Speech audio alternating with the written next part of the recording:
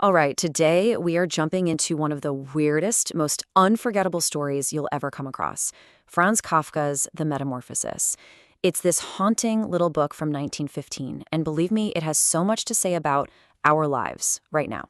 So, let's get into it. But first, I want to ask you something, and it's a question that's kind of at the core of this whole thing. What are you worth when you can't be productive anymore? I mean, what's your value when you can't work, you can't provide, you just can't do?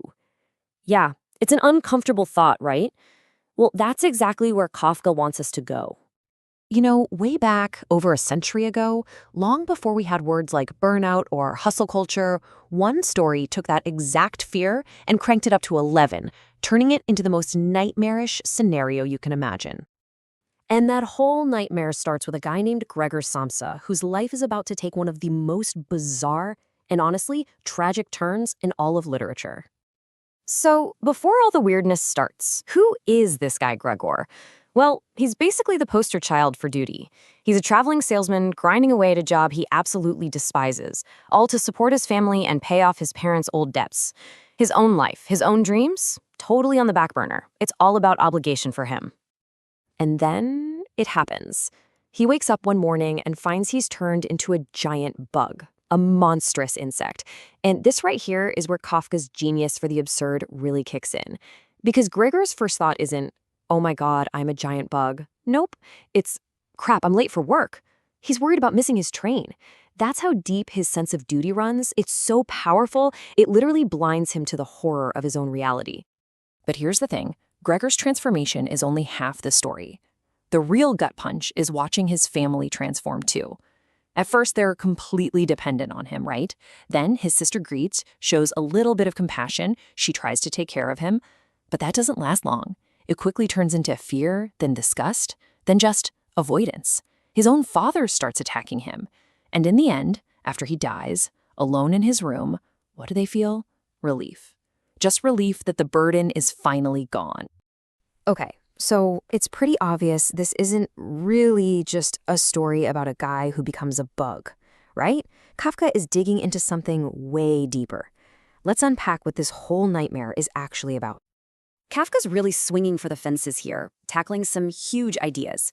We're talking about the alienation that can creep into modern life, how fragile our identity really is, and the really tough idea that maybe, just maybe, love isn't always unconditional.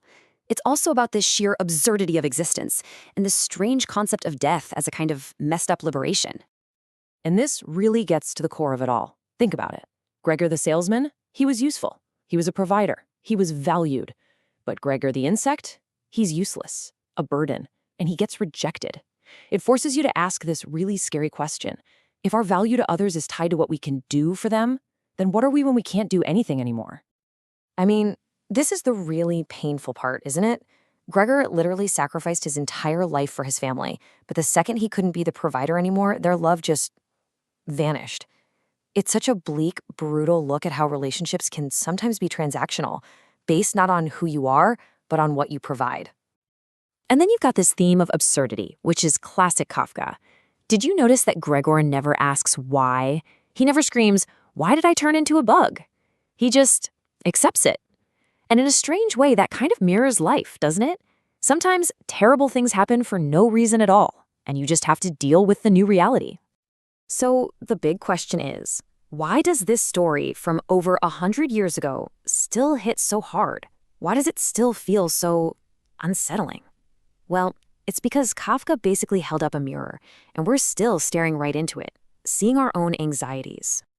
Just look at the parallels here.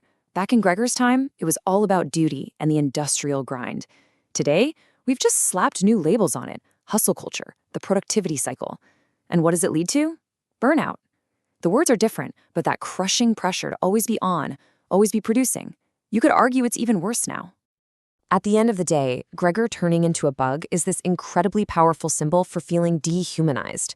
It's about being reduced to just your function, your job title, your output. It's that feeling that the system doesn't actually care about the human being inside. And it's not just about work, right? It could be about chronic illness or disability or a mental health struggle, anything that takes away your ability to perform the way society expects. And all of this brings us to the final, really challenging question that the story leaves us with. It's something it kind of forces you to ask yourself. Yeah, this story really is a mirror for some of our deepest fears, isn't it? The fear of being useless, the fear of being abandoned if we can't contribute anymore. It just perfectly reflects this world we live in that so often gets our jobs confused with our identity and our productivity confused with our actual human worth. So, Kafka doesn't give us an easy answer. He just leaves us hanging with the biggest question of all. A question that really we all have to figure out for ourselves. When you strip away the job, the roles, the expectations, what's left? What does it actually mean to be human?